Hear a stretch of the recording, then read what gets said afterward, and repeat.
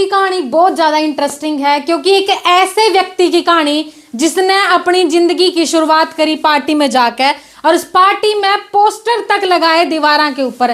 फिर वह व्यक्ति हरियाणा का मुख्यमंत्री भी बन जावा है।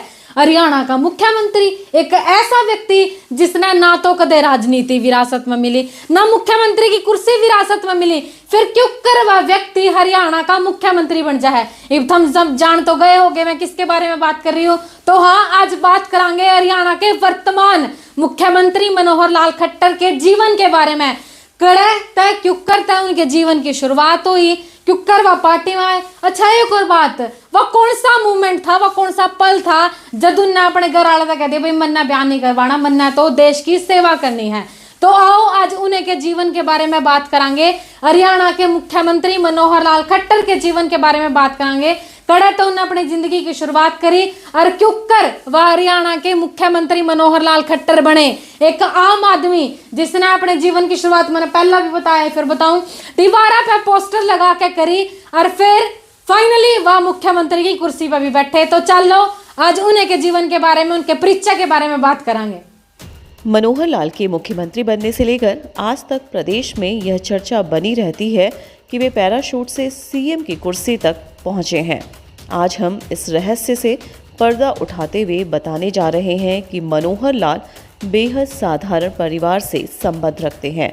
उन्हें सत्ता ना तो विरासत में मिली है और ना ही मुख्यमंत्री की कुर्सी पर वे पैराशूट से पहुंचे हैं। वे काफ़ी मशक्क़त और नेक नीयत के कारण इस मुकाम तक पहुंचे हैं। मुख्यमंत्री बनने के बाद मनोहर लाल प्रदेश की जनता के हित में जो काम कर रहे हैं वह तो हम समय समय पर आपको बताते ही रहते हैं। आज हम आपको बताने जा रहे हैं मनोहर लाल के संघर्ष भरे जीवन की रोचक और सच्ची कहानी, जिसे सुनकर आप भी हैरान हुए बिना नहीं रहेंगे। वैसे तो मनोहर लाल के जन्म से पहले ही उनके परिवार के लिए संघर्ष का दौर शुरू हो गया था। 1947 देश के बंटवारे के बाद पश्चिमी पंजाब में झंग जिले से रोहतक के गांव निंदाड़ा में आकर उनका परिवार बसा था। उस समय वहां से आए खट्टर परिवार के पास ना तो कोई जमा पूंजी थी और ना ही रोजगार का कोई साधन। पिता हरबंस लाल और दादा भगवान दास जी गाँव में मजदूरी कर परिवार का गुजारा चलाते थे। इस दौरान उन्होंने कुछ पैसे जोड़कर निंदाड़ा गांव किराने की दुकान भी खोल ली। इसी गांव में 5 मई 1954 को मनोहर लाल का जन्म हुआ। उनके परिवार को मदीना गांव में ज़मीन मिली थी। मदीना गांव की ज़मीन बेचकर रोहतक के ही बनियानी गांव में ज़मीन खरीदी थी। इसलिए उनका परिवार वर्ष 1958 में रोहतक शहर से 8 किलोमीटर दूर बनियानी गांव में आकर बस गया। उनके पिता खेती बाड़ी कर परिवार का गुजारा चलाने लगे। 6 साल की उम्र में मनोहर लाल का स्कूल में दाखिला कराया गया। 7 भाई बहनों में मनोहर लाल सबसे बड़े थे, इसलिए उनके ऊपर ज़्यादा जिम्मेदारी थी। होश संभालते ही वे खेती के काम में पिता का सहयोग करने लगे। मनोहर लाल खेतों का काम भी काफ़ी मेहनत से करते थे। रोज़ तड़के 4 बजे सोकर उठने के बाद खेतों में उगने वाली सब्जियों को तोड़कर अपनी साइकिल की मदद से मंडी तक पहुंचाते थे। परिवार के पहले 10वीं पास सदस्य बनने के बाद उन्होंने डॉक्टर बनने का फैसला लिया था, लेकिन परिवार की आर्थिक स्थिति को देखते हुए पिता हरबंस लाल चाहते थे कि मनोहर लाल पढ़ाई छोड़कर खेती बाड़ी पर ध्यान दें। उन्हें पढ़ाई का काफ़ी चाव था, इसलिए माँ शांति देवी से पैसे लेकर उन्होंने पंडित नेकी राम शर्मा गवर्नमेंट कॉलेज में दाखिला लिया और मेडिकल की पढ़ाई शुरू कर दी। जिसके बाद मेडिकल प्रवेश परीक्षा की तैयारी करने के लिए मनोहर लाल अपने रिश्तेदारों के पास दिल्ली आ गए। यहाँ उन्होंने अपने गुजारे और पढ़ाई के खर्च के लिए बच्चों को ट्यूशन पढ़ाना शुरू किया। इस दौरान उन्होंने परिवार से रुपए उधार लेकर सदर बाजार में कपड़े बेचने का काम भी शुरू कर दिया। साथ ही दिल्ली विश्वविद्यालय से स्नातक की पढ़ाई भी करने लगे। दुकान से मुनाफा कमाकर न केवल उन्होंने परिवार से उधार लिए पैसे लौटा दिए, बल्कि छोटी बहन की शादी भी कर दी।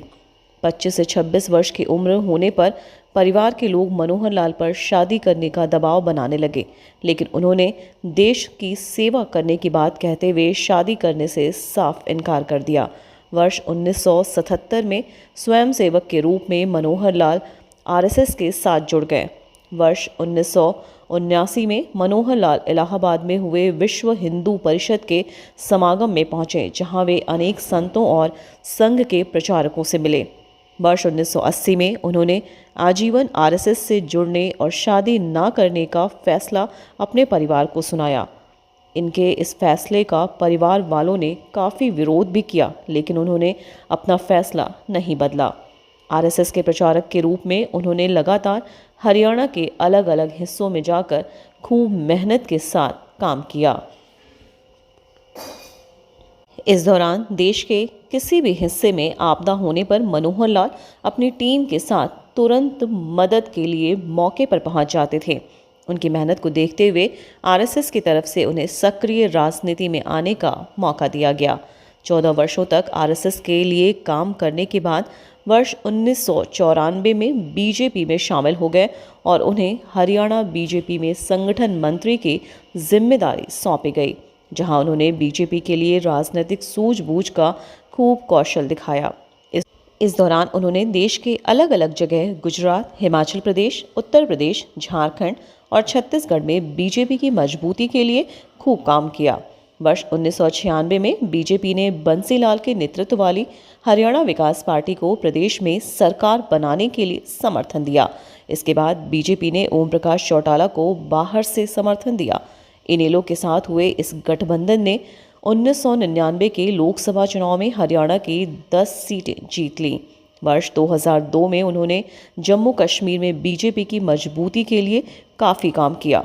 बीजेपी के संगठन मंत्री के रूप में मनोहर लाल की छवि एक योग्य और सख्त प्रशासक के साथ साथ एक ऐसे रणनीति की बनी जो हरियाणा की सियासत की एक एक रग को पहचानता है। उनकी इस खासियतों को देखते हुए गुजरात के कच्छ जिले में चुनाव प्रबंधन के लिए नरेंद्र मोदी ने मनोहर लाल को बुलाया था। वहां बीजेपी को 6 में से 3 सीटें मिली थीं। वर्ष 2014 के लोकसभा चुनाव में मनोहर लाल को नरेंद्र मोदी ने वाराणसी के 50 वार्डों का प्रभारी बनाया था। ऐसी तमाम उपलब्धियों को देखते हुए उन्हें प्रदेश की बागडोर सौंपी गई थी। प्रदेश की बागडोर संभालने के बाद उन्होंने जनता को जरा भी निराश नहीं किया। पिछले 9 सालों से मनोहर लाल सरकार न केवल भ्रष्टाचार पर लगातार चोट पहुंचा रही है, बल्कि अंतिम पायदान पर खड़े व्यक्ति तक उसका हक पहुंच रहा है।